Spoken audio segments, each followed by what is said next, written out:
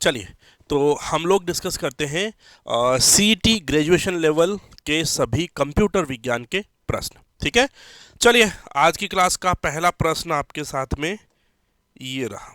चलिए, पहला प्रश्न ध्यान से देखिएगा। Which one of the following groups contain graphical file extension, यानी कि निम्नलिखित में से किस समूह में सारी की सारी जो है वो ग्राफिकल फाइल एक्सटेंशन है, यानी कि कौन से समूह में जो भी एक्सटेंशन है वो सारे ग्राफिकल वाले हैं। ठीक है, सीईटी ग्रेजुएशन लेवल 7 जनवरी की पहली शिफ्ट के पेपर से स्टार्ट कर रहे हैं। ठीक है, TCP, JPG, BMP, GIF, TCE, WMF, JPG, GIF, BMP, JPG, CPX या जीसीएम। तो राइट आंसर आपका क्या हो जाएगा? पहला प्रश्न है कि कौन से ग्रुप में सारी की सारी जो फाइल्स है वो ग्राफिकल एक्सटेंशन वाली है। ठीक है, तो जब हम लोग इस सी ऑप्शन की बात करें, है ना, जब हम लोग इस सी ऑप्शन की बात करें तो यहाँ पर हमें मिलता है जेपीजी, या इसे हम लोग जेपीईजी भी कह सकते हैं। ठीक है, दोनों एक ही बात है, जिसे कहते हैं जॉइंट फोटोग्राफिक एक्सपर्ट्स ग्रुप। ठीक है, जॉइंट फोटोग्राफिक एक्सपर्ट्स ग्रुप। दूसरा जो है यहाँ पे वो है जीआईएफ। जीआईएफ उसे कहा जाता है ग्राफिकल इंटरचेंज फॉर्मेट। ठीक है, ग्राफिकल इंटरचेंज फॉर्मेट। तीसरा है यहां पर बीएमपी, है ना, तीसरा यहां पर है बीएमपी, और बीएमपी की बात करें तो इसे कहा जाता है बिट मैप इमेज। ये नोट जो आपका पेंटिंग सॉफ्टवेयर आता है उसके अंदर आपको मिलेगा। ठीक है, पेंट, माइक्रोसॉफ्ट का जो पेंट सॉफ्टवेयर आता है जो कंप्यूटर के साथ में आता है उसमें आप लोगों को ये मिलता है। ठीक है, तो फिलहाल प्रश्न संख्या 1 और राइट आंसर आपका हो जाएगा क्या? राइट आंसर हो जाएगा सी। क्लियर? तो ग्राफिकल आपके जो एक्सटेंशन है उसकी वाली फाइल्स के नाम थे वो आपके सामने, राइट आंसर हो जाएगा फर्स्ट का सी। ठीक है, सेकंड नंबर प्रश्न, माइक्रोसॉफ्ट एक्सेल में निम्नलिखित में से कौन सा सही फॉर्मूला है?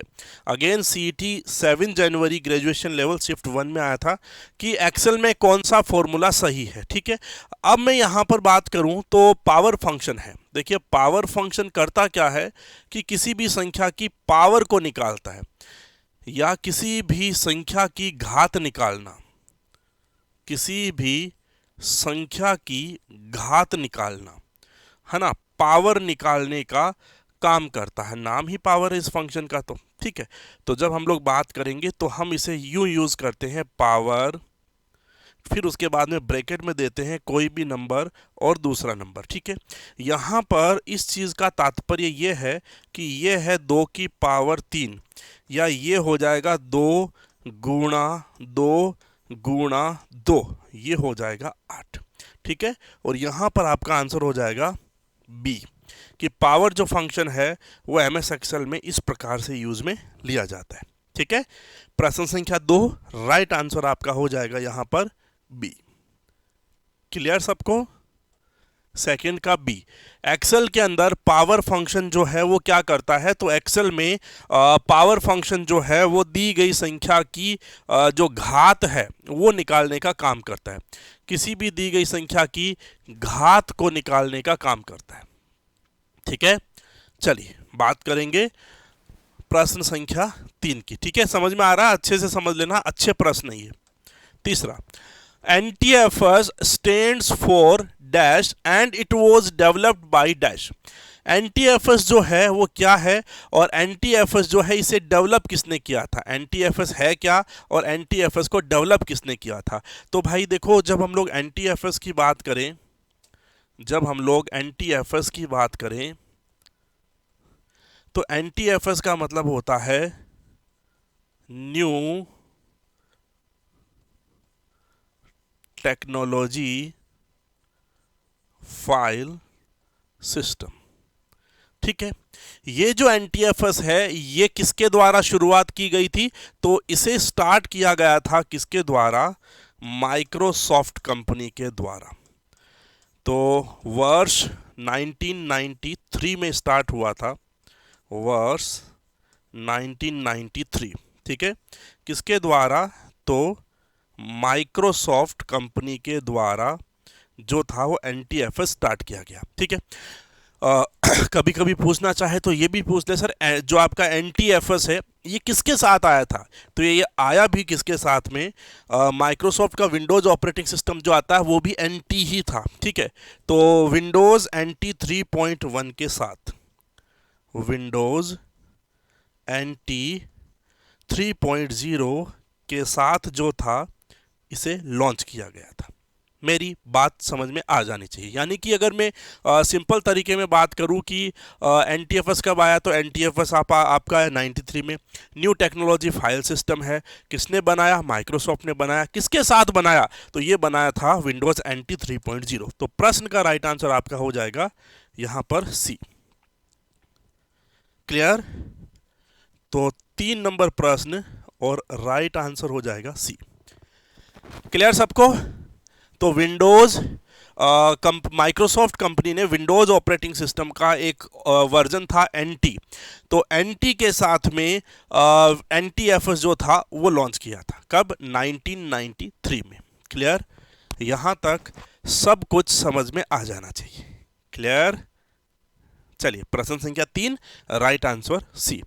चौथा प्रश्न कहता है कि MS वर्ड 2019 के संदर्भ में अंतिम परिवर्तन के स्थान पर जाने के लिए की स्ट्रोक क्या है? अब देखो अंतिम परिवर्तन जो है यानी कि लास्ट चेंज जो हमने किया था, लास्ट चेंज का मतलब हो गया कि हमने जो परिवर्तन किए हैं वहां पर हमें जाना। यानी कि देखिएगा क्या हो गया कि एक शब्द होता है अंडू, अंडू को हम लोग बोलते हैं Ctrl+Z। इसका जो विपरीत होता है उसे कहते हैं रीडू, और ये होता है Ctrl+Y, ठीक है। ये कहता है कि जहां पर चेंज किया था वहां पर जाना है। तो अल्टीमेटली बात तो रीडू की ही कर रहा है, और यहां से इसकी जो दूसरी शॉर्टकट की है वो है Shift+F5, ठीक है। दूसरी शॉर्टकट की बनती है Shift+F5, ठीक है। प्रश्न संख्या 4, राइट आंसर आपका हो जाएगा यहां पर अगेन सी, ठीक है। हाँ, क्लियर? तो अंडू और रीडू, तो ये बोल रहा है कि जो आपने लास्ट चेंज किया था, ठीक है, अंतिम जो परिवर्तन किए थे उस परिवर्तन वाली जगह पर जाना है, तो आपको Shift+F5 यूज करना पड़ेगा, जिससे आप लोग सीधे के सीधे वहां पर पहुंच जाएंगे जहां पर आपने परिवर्तन किए थे, जहां पर आप लोगों ने चेंजेस किए थे। क्या मेरी बात समझ में आ गई सबको यहां तक? प्रश्न संख्या 4, राइट आंसर आपका सी, ठीक है। चलिए, स्तंभ 1 को स्तंभ 2 से मिलाइए, स्तंभ 1 और स्तंभ 2, ठीक है। स्तंभ 1 में है आपके bar code, OMR, माइकर, QR code और OCR। यहां पर है ऑब्जेक्टिव टाइप टेस्ट के लिए यूज करना, ऑनलाइन पेमेंट, डिपार्टमेंटल स्टोर के लेबल, चेक बैंक के अंदर, translating printed page to editable text. तो प्रश्न संख्या 5 है, एक अलग आपके पास में सेक्शन है, दूसरा अलग सेक्शन है, दोनों सेक्शन को आप लोगों को आपस में मैच करना है, ठीक है। तो देखो बार कोड जो है सिंपल सी बात है कि डिपार्टमेंट के जो प्रोडक्ट आते हैं उसके ऊपर आता है, ठीक है। जब OMR की बात करूं, है ना, जब OMR की बात करूं तो OMR जो है वो ऑब्जेक्टिव टाइप के जो प्रश्न होते हैं उनके लिए यूज होती है, ठीक है। जब माइकर की यूज करूं तो माइकर जो है बैंक के चेक के अंदर यूज होता है। जब ये QR कोड है आपका, जब QR कोड की बात करें तो QR कोड जो है आपका वो आता है ऑनलाइन पेमेंट में, और OCR जो है वो जो प्रिंटेड टेक्स्ट है उसको एडिट मोड के अंदर लेके जाना, ठीक है। तो हमें यूँ लगता है कि आंसर बनेगा यहां पर देखो 3, 1, 4, 2, 5, 3, 1, 4, 2, 5, ये देखो ये रहा। सी ऑप्शन जो है वो बिल्कुल सही है। क्लियर? क्वेश्चन नंबर 5 में भी सी है, देखो कितना सारा सी आ गया है। क्वेश्चन नंबर 5 का आंसर भी सी आएगा, ठीक है। क्लियर सबको? अलग अलग सेक्शंस थे हमारे पास, कॉलम 1 कॉलम 2 की वैल्यू को आपस में मैच करना था, और हमने जो आंसर लिया वो हमारा हो जाएगा यहाँ पर 31425, 31425। ठीक है, क्या है ये? अरे आ जाएगी, आ रही है बुक का, तो वो बता दिया ना, बुक आ रही है, थोड़ा सा इंतज़ार करो। अभी तो फॉर्म की भी लास्ट डेट पड़ी हुई है एग्ज़ाम की, आ जाएगी आ जाएगी, है ना। चलिए, लाईफाई के बारे में निम्नलिखित कनेक्ट जो स्टेटमेंट है उन पर विचार करें। लाईफाई क्या होता है? लाईफाई, तो देखो भाई, अगर हम लोग लाईफाई की बात करें, लाईफाई, तो लाईफाई का मतलब होता है light Fidelity, light Fidelity. Actually आपने वाईफाई जरूर सुना होगा, वाईफाई जरूर सुना होगा। वाईफाई का मतलब होता है वायरलेस फिडेलिटी, यह है लाइट फिडेलिटी। तो वायरलेस फिडेलिटी का मतलब हो गया कि वायरलेस कम्युनिकेशन करना, और लाइट फिडेलिटी, देखो लाइट फिडेलिटी को अगर मैं प्रैक्टिकली आपको समझाऊं तो आपको मेरे पास में कंप्यूटर महाशय लाइट फिडेलिटी की इमेज होगी क्या मेरे पास में? हाँ ये रही, देखो लाईफाई को समझना थोड़ा सा, देखो ये देखो, यहां पर देखो, जैसे ये कंप्यूटर है, इस कंप्यूटर में ऊपर से जो लाइट आ रही है, उस लाइट के अंदर जो है रोशनी तो है, लेकिन रोशनी के साथ साथ में इंटरनेट भी है, रोशनी के साथ साथ इंटरनेट भी है। यहां से ये रोशनी आ, देखो ये कंप्यूटर दिख रहा है, ये देखो, मतलब ये जो रोशनी है, इस रोशनी के साथ साथ में इंटरनेट भी फैल रहा है चारों ओर।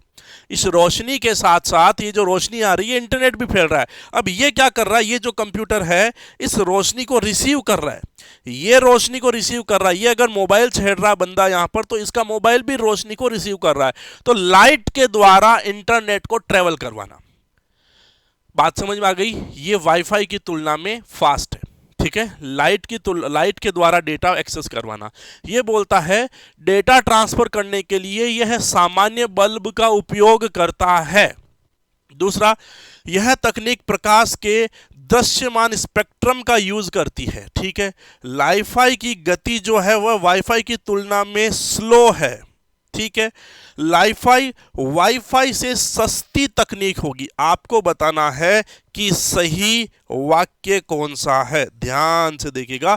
प्रश्न संख्या 6, सही वाक्य बताओ, सही वाक्य। तो देखो, डेटा ट्रांसफर करने के लिए सामान्य बल्ब का यूज करती है, जो हम लगाते हैं 100 वाट का लट्टू 40 रुपए में आ जाता है।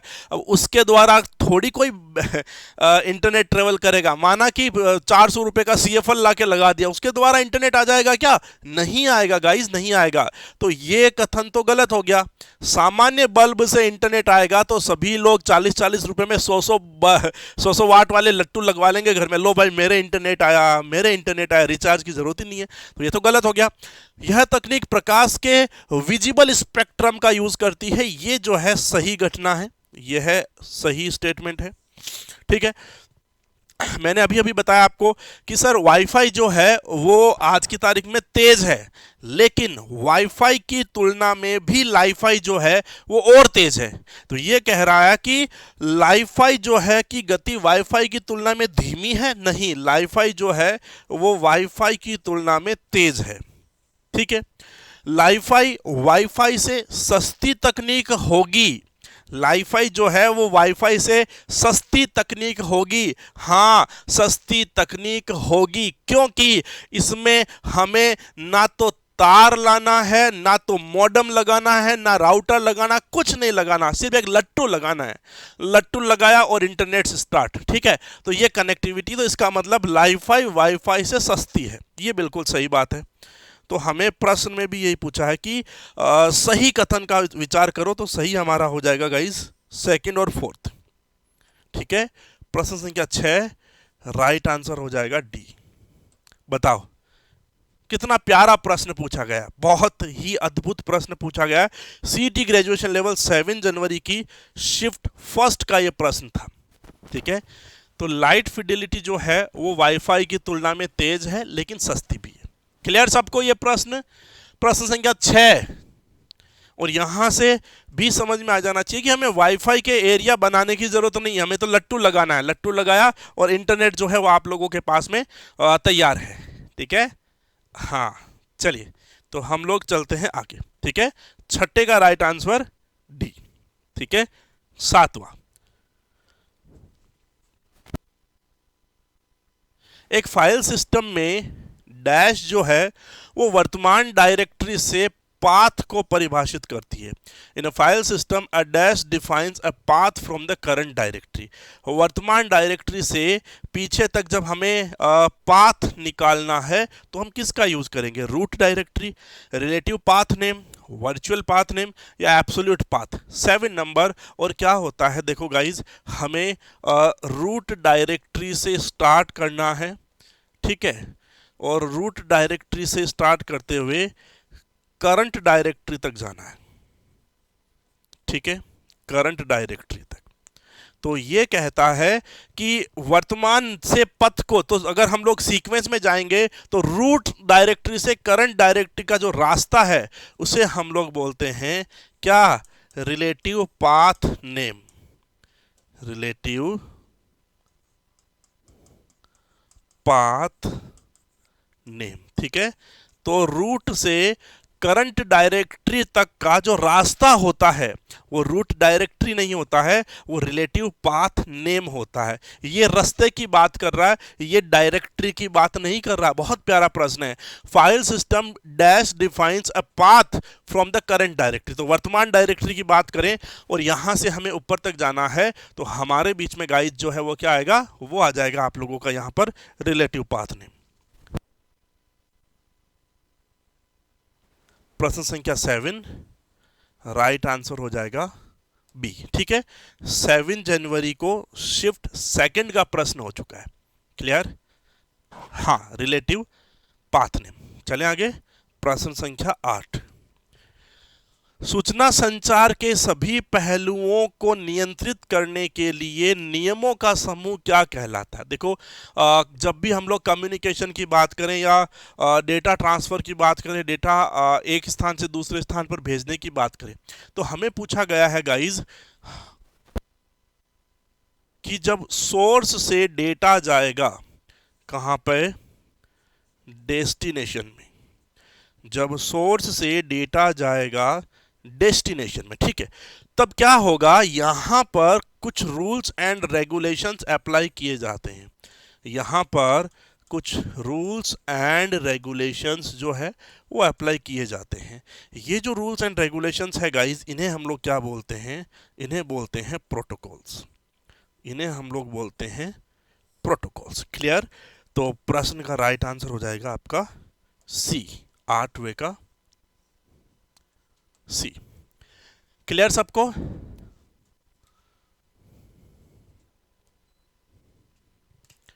चले, हाँ बिल्कुल करवाऊंगा, क्यों नहीं करवाऊंगा। Print quality of A printer is given in dash and printing speed in inch. देखो, ये कह रहा है कि प्रिंटर की क्वालिटी, प्रिंटर की जब हम लोग क्वालिटी की बात करें, ठीक है, तो हमारे पास में जो क्वालिटी है वो उसके आती है पिक्सल से। भाई पिक्सल्स ज़्यादा तो जो क्वालिटी है वो भी ज़्यादा हो जाएगी। ठीक है, तो यहाँ पर हम लोग कहते हैं वो मापी जाती है किससे? वो मापी जाती है पिक्सल्स से। ठीक है, यानी कि कुल पिक्सल्स, कुल पिक्सल्स जो है वो उसकी जो है रेजोल्यूशन को या क्वालिटी को बताता है। अब हम लोग पूरा तो गिन नहीं सकते, तो एक छोटा सा यूनिट बता दिया। ठीक है, और वो यूनिट क्या है? वो यूनिट है आपका DPI, यानी कि डॉट्स पर इंच। और इसको कहना चाहो तो दूसरी है इसकी सेम PPI। इसे हम लोग कहते हैं पिक्सल्स पर इंच। अगर आपको डॉट पर इंच नहीं मिले तो पिक्सल्स पर इंच भी ले सकते हैं। ठीक है, दूसरा कहता है प्रिंटर की स्पीड।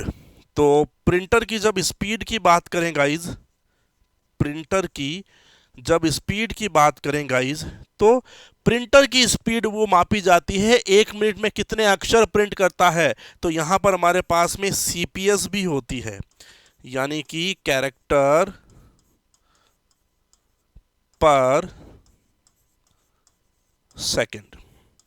हमारे पास में एलपीएम भी होती है, यानी कि लाइंस पर मिनट। हमारे पास में गाइस पीपीएम भी होती है, यानी कि पेजेस पर मिनट। अब हमें काम केवल एक ही करना है कि जहां पर दोनों साइड मैच हो जाए वो आपका आंसर सही हो जाएगा। ठीक है, तो देखो भाई, यहां से पेजेस पर मिनट नहीं होगा, क्रोमेटिक नंबर नहीं होगा, ये जो है डॉट मैट्रिक्स में यूज होता है क्रोमेटिक नंबर। ठीक है ना। यहां पर हो जाएगा डॉट्स पर सही, लेकिन रोटेशंस पर मिनट जो है हार्ड डिस्क में होता है।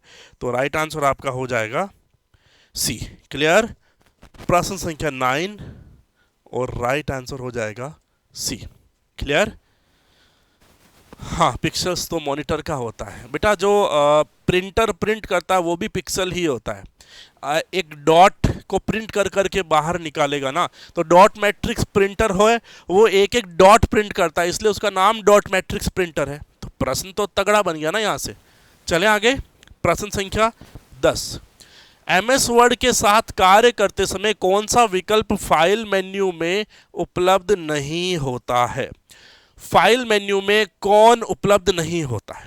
तो भाई जब आप लोग फाइल को क्लिक करते हो, जब आप लोग फाइल को क्लिक करते हो, देखो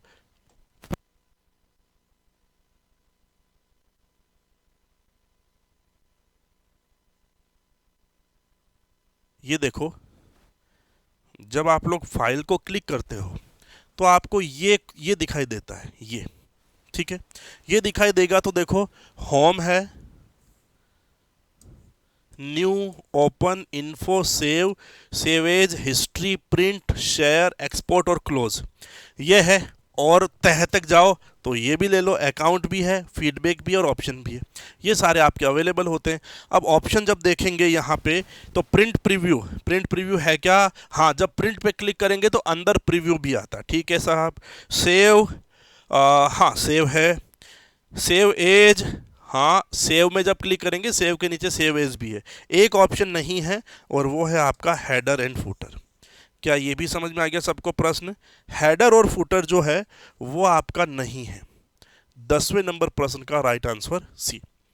क्लियर। 7 तारीख 5000 प्रश्नों वाली किताब जो है वो कौटिल्य क्लासेस की एप्लीकेशन से ऑर्डर कर दो, अमेजन से ऑर्डर कर दो, फ्लिपकार्ट से ऑर्डर कर दो, कहीं से भी कर दो। 5000 की प्रश्नों वाली किताब अवेलेबल है। वो तो एक बल्क है। सूचना सहायक की तैयारी करने वाला हर स्टूडेंट जो है वो किताब लेना चाहिए। सूचना सहायक के हर स्टूडेंट को अगर तैयारी करनी है तो वो आपको जो है वो लेनी ही लेनी चाहिए। ठीक है, बाकी जो आएगी वो अलग बात है, बट अभी हाल फिलहाल सूचना सहायक के पेपर के अनुसार पूरा का पूरा जो है उसके अंदर बल्क है। 2-4 चैप्टर एक्स्ट्रा है, आर्टिफिशियल इंटेलिजेंस, ब्लॉकचेन, पाइथन नहीं आता, लेकिन फिर भी सूचना सहायक का पूरा सिलेबस जो है उसके अंदर पॉइंट टू पॉइंट दे रखा है। ठीक है, तो मेरे हिसाब से आपको वो लेनी चाहिए। चलें आगे। 11 नंबर, एक कंप्यूटर स्प्रेडशीट में क्या सही है यदि वर्तमान या सक्रिय सेल B4 है और आपने एंटर दबाया है? तो देखो भाई क्या है कि अगर आप लोगों ने एंटर दबाया है तो देखो,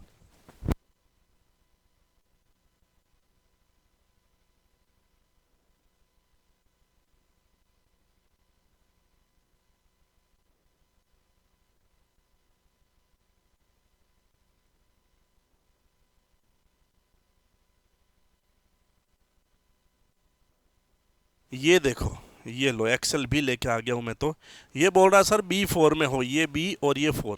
आप वर्तमान में इस सेल में हो। ठीक है, इस सेल में हो और आपने एंटर दबाया। ठीक है, ठीक है। हाँ, और अगर आपने एंटर दबाया है, ठीक है, आपने एंटर दबाया है तो आप जाओगे किस में? आप जाओगे नीचे। कहाँ पे आओगे? यहाँ पे। तो आपका काम हो जाएगा ये, यानी कि आप चले जाओगे B5 में। 11वें का राइट आंसर आपका हो जाएगा क्या? आप जो है वो B5 में चले जाओगे। ठीक है, प्रश्न संख्या 11 राइट आंसर हो जाएगा बी। क्लियर सबको? हाँ, क्लियर सबको? समझ में आ गया ना कि कैसे, किस प्रकार से कार्यक्रम होता है? तो B4 में है, एंटर दबाओ, B5 में चले जाओ। ठीक है, 11वें का हो जाएगा B5। अगला प्रश्न, पेज फॉल्ट कब होता है? पेज फॉल्ट जो है वो कब होता है? देखो, पेज फॉल्ट का मतलब क्या है? आप किसी ऐसे पेज को एक्सेस करने की कोशिश कर रहे हो, आप ऐसे एक पेज को ओपन करने की कोशिश कर रहे हो जो अवेलेबल ही नहीं है।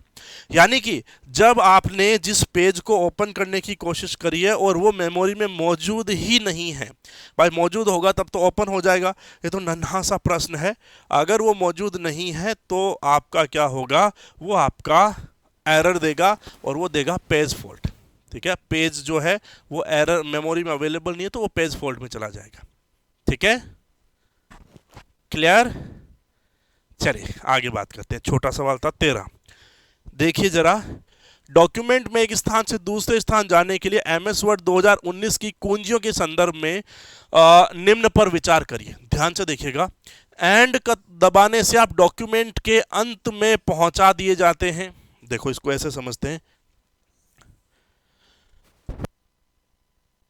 देखो पेज है, ये आपका कर्सर है।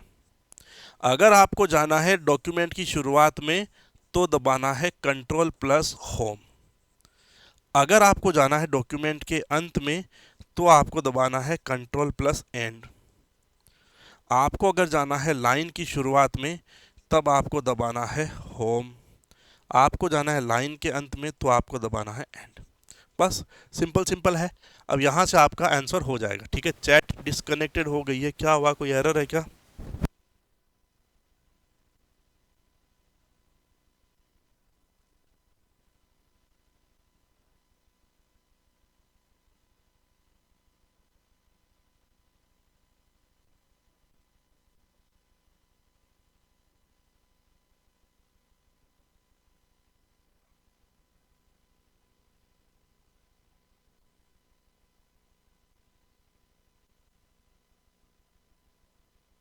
चलिए चलें आगे, समझ में आ गया? अब देखो, एंड दबाने से डॉक्यूमेंट के अंत पे, यानी कि यहाँ पे नहीं भाई, ऐसा नहीं होता है। तो इसका मतलब हो गया कि ये तो गलत बात है, ये तो गलत है। पेज डाउन दबाने से आप एक स्क्रीन नीचे चले जाते हो। ठीक है, एक स्क्रीन नीचे चले जाते हो, तो ये भी बात ठीक है कि पेज डाउन से एक स्क्रीन नीचे ही जाते हो आप लोग। ठीक है, ये कहानी है सही। Ctrl+Home दबाने से डॉक्यूमेंट के टॉप में पहुंचा देते हैं, यहां पर, ये भी सही बात है। तो ये क्या कहता है? कौन से कथन सत्य है? तो गाइज, सत्य है दूसरा और तीसरा।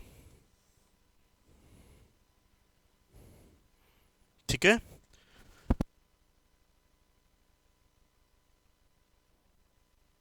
तेरहवें का डी। क्लियर सबका?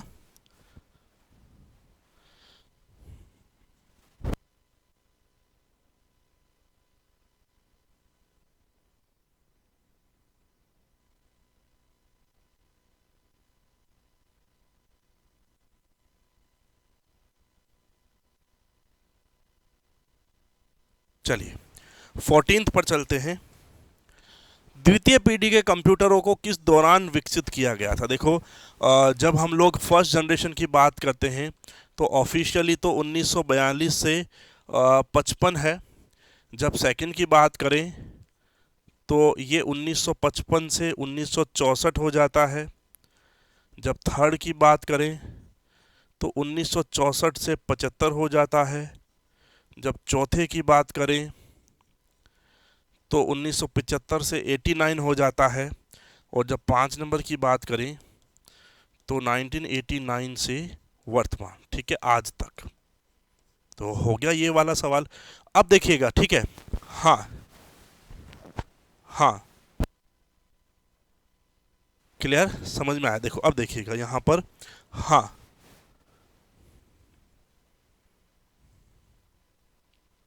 चलिए, अब देखो 70 से 90 ये तो नहीं होगा। 59 से 65 यहाँ पर मैच होता है। 49 से 70 नहीं होगा। 65 से 70 भी यहाँ पर नहीं होगा। तो एक आंसर बचता है जो मैक्सिमम मैच करता है एक्चुअली, क्योंकि ऑफिशियली कहीं पर भी पूरा सही आंसर इसका नहीं आता है। ठीक है, नहीं आता है। ठीक है, हाँ, 5000 क्वेश्चन वाली बुक का नाम, ये तो यहीं पड़ी होगी मेरे पास में, ये वाली बुक है 5000 वाली, कंप्यूटर अनुदेशक लिखा हुआ है इसके ऊपर। टीजी सूचना सहायक वाले इस बुक पे जा सकते हैं।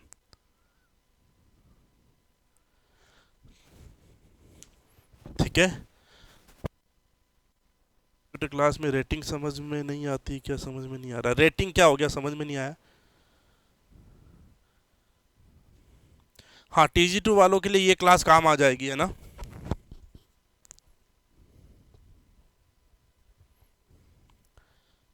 चलिए, अरे भाई सहदेव, कहना क्या चाहते हो? साफ सुथरी बात तो बोलो, कहना क्या चाहते हो तुम?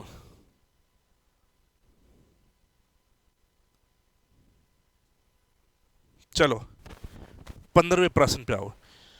कौन सा कथन असत्य है? ठीक है, और ट्रैकबॉल और जॉयस्टिक माउस की तरह पॉइंटिंग डिवाइसेस है, तो ये बात तो सही है ना, बिल्कुल सही बात है, तो ये तो सही बात है।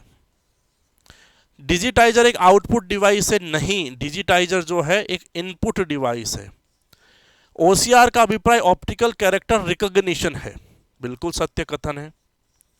एक बैंक चेक पर आप पहले से छपे MICR अक्षर जो है वो देख सकते हैं, ठीक है, बिल्कुल देख सकते हैं, तो ये बात भी सही है। ठीक है, सही। तो अब आंसर एक ही बच गया गाइस की बी जो है यहां पर वो गलत है, ये आउटपुट युक्ति नहीं है, ये इनपुट यूनिट है ना, 15वें का बी। क्लियर? हाँ, यही लग रहा है, टाइम पास ही चल रहा है। अब ये कहना क्या चाहता है? कहना भी नहीं चाहता है। अब ये कहना क्या चाहते हो? क्या मेरी क्लास की रेटिंग डाउन करना चाहते हो या करना क्या चाहते हो? तुम्हें समझ में नहीं आ रहा तो ये भी बताओ भाई। ये देखो अकबर की लुगाई आई है पाँव धोख देने के लिए। खुश रहो बेटा, दूध दो नाओ पुत्तो फड़ो। तुम्हारे भी दो दो संतान एक साथ होवे, जुड़वा होवे तुम्हारे, जुड़वा तो चलो सबके होते, तुम्हारे तिड़वा चुड़वा होवे, है ना। चलो बहुत बढ़िया। हाँ,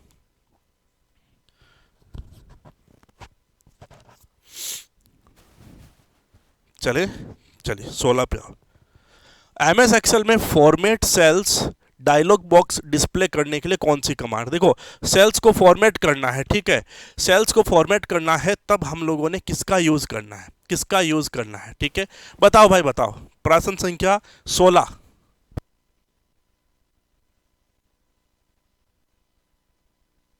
तो सही नहीं है क्या? बताओ, तुम्हें समझ में नहीं आता तो यार अब मैं क्या करूं? बताओ, क्या सबको समझ में आ रहा है एक एक प्रश्न?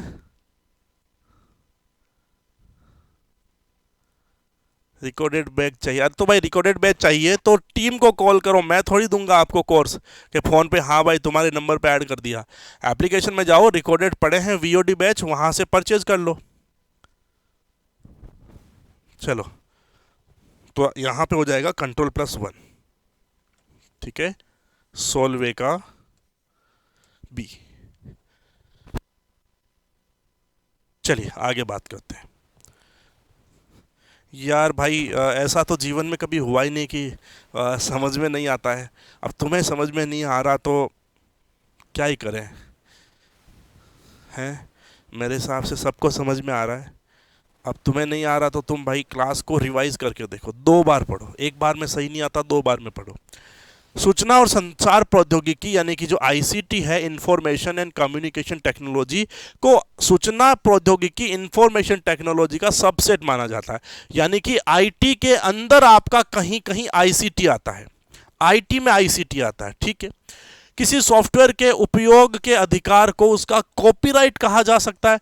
मैं व्हाट्सएप डाउनलोड करके यूज लेता हूं तो इसका मतलब क्या हो गया? व्हाट्सएप मेरा कॉपीराइट हो गया क्या? नहीं, ऐसा नहीं है। तो ये कहता है पढ़ें, और कौन से कथन सही है? तो ये कथन तो बिल्कुल गलत हो गया। और दूसरी बात यह है कि ICT जो है वो IT के अंदर आता ही नहीं है। ICT जो है वो अलग लेवल पर चला जाता है, ठीक है। हाँ ठीक है, हाँ ठीक है। तो यहाँ पर आपका हो जाएगा कि भाई ICT जो है वो अलग कैडर है, उसे इंफॉर्मेशन टेक्नोलॉजी में नहीं काउंट करते, ठीक है। ये बात भी गलत, IT में ICT नहीं आता है, IT अलग है, ICT अलग है, दोनों अलग अलग है, ठीक है। तो अब हमारे पास सही क्या है? कोई सही नहीं है, दोनों गलत है। ये लो, ठीक है।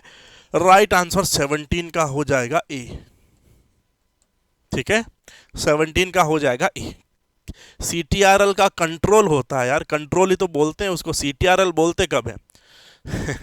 चलिए 18 पे चलते हैं। प्राथमिक तौर पर एकल बस संरचना या सिंगल बस स्ट्रक्चर जो है वो कहाँ पे होता है? देखो जब हम लोग सिंगल बस स्ट्रक्चर की बात करें, जब हम लोग सिंगल बस स्ट्रक्चर की बात करें तो ये होता है कुछ ऐसा। देखो ये होता है सिंगल बस स्ट्रक्चर, ठीक है। अब ये जो सिंगल बस स्ट्रक्चर है भाई, इसका मतलब यूँ समझो कि IPOS ये हम लोग कहाँ पर पढ़ते हैं? ये पढ़ते हैं इनपुट, फिर सीक्वेंस में आता है प्रोसेस, फिर प्रोसेस में आता है आउटपुट, और फिर प्रोसेस में आता है आपका स्टोरेज। तो ये जो सीक्वेंस है वो हम लोग पढ़ते हैं हमारे घरों के कंप्यूटर में। हमारे घरों के जो कंप्यूटर है वहां पर हम लोग ये यूज करते हैं, यही तो हम लोग पढ़ते हैं जब हम लोग कंप्यूटर में माइक्रो कंप्यूटर या हम कंप्यूटर को स्टार्ट करते हैं तो बेसिक ऑपरेशन ही IPOS में चले जाते हैं। तो यहां पर ये हो जाएगा सर कि माइक्रो कंप्यूटर तो है, सुपर कंप्यूटर में जो है नहीं है, हाई परफॉर्मेंस मशीन नहीं है, मेन फ्रेम में नहीं है। हाँ, ये आंसर होगा आपका कि मिनी और माइक्रो कंप्यूटर जो है वो सिंगल बस आर्किटेक्चर को जो है वो फॉलो करते हैं, ठीक है। प्रश्न 18 राइट आंसर जो है आपका वो हो जाएगा बी। क्लियर? 18वें प्रश्न का जो इनपुट प्रोसेस आउटपुट का सीक्वेंस है वो माइक्रो कंप्यूटर में, इसे ही बोला जाता है सिंगल बस स्ट्रक्चर। मतलब मैंने दिया, प्रोसेस हुआ, आउटपुट आया, मेमोरी में गया, ये जो सीक्वेंस है ये माइक्रो कंप्यूटर्स या मिनी कंप्यूटर्स में फॉलो की जाती है, ठीक है। 19 एंटीवायरस सॉफ्टवेयर नहीं है। तो देखो एफ प्रोट ये तो बिल्कुल आपका एंटीवायरस, ये McAfee and Fedora, yes Fedora आपका आंसर सही होना चाहिए।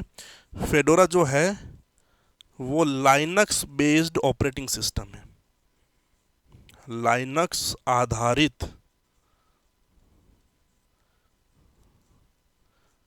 ऑपरेटिंग सिस्टम, ठीक है। तो 19 का आंसर हो जाएगा डी।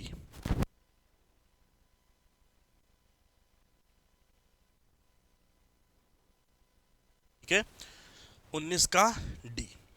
चलो, निम्नलिखित में से कौन सा एक साउंड फाइल फॉर्मेट है? तो देखो भाई DRV जो होता है, DRV जो होता है ये तो ड्राइवर होता है, ड्राइवर फाइल। LOG इसे बोला जाता है लॉग, या जो सीक्वेंस है एक्शन, सीक्वेंस ऑफ एक्शन की फाइल है, सीक्वेंस ऑफ एक्शन, जो जो काम आपने किए हैं उसकी फाइल है, ठीक है। WAV इसे बोला जाता है वेव फाइल, यानी कि ऑडियो, MP3। DAT इसे डेटा फाइल कहा जाता है। तो साउंड का तो हमारे पास एक ही ऑप्शन है, वो है वेव फाइल्स, ठीक है। 20 right answer C. Clear? Sound का एक्सटेंशन पूछा है, साउंड का केवल वेव है, बाकी ड्राइवर फाइल है आपकी सीक्वेंस ऑफ एक्शन जो करते हैं उसका एक टेक्स्ट फाइल बनता है, उसकी बात कर रहा है। डेटा फाइल WAV जो है इसे बोला जाता है। ऐसे ही ऐसे WMV विंडोज़ मीडिया वीडियो और WMA विंडोज़ मीडिया ऑडियो भी बनता है। तो अगर यहाँ पर WMA दे दिया जाता, ठीक है, तो ये भी आपका ऑडियो हो जाता है, इसे बोला जाता है Windows media audio, Windows media audio, ठीक है। चलिए 21 नंबर प्रश्न, निम्नलिखित में से कौन सा एक अनुचित युग्म है? देखिए पेज प्रिंटर, यानी कि ऐसे प्रिंटर जो पेज बोलता है, ठीक है ना, जो पेज है, ठीक है, वो प्रैक्टिस बुक स्टार्ट होने वाली है, ठीक है। राइटिंग, मेरी राइटिंग समझ में नहीं आती आपको यार, कुछ बड़ा करके लिखेंगे और क्या। पेज प्रिंटर लेजर, तो लेजर तो पूरा का पूरा पेज प्रिंट करता है, ये सही है। 132 कॉलम प्रिंटर, देखो 1 3 2 कॉलम प्रिंट करता है। ये देखो, ये जो कॉलम प्रिंटर की जब हम लोग बात करें तो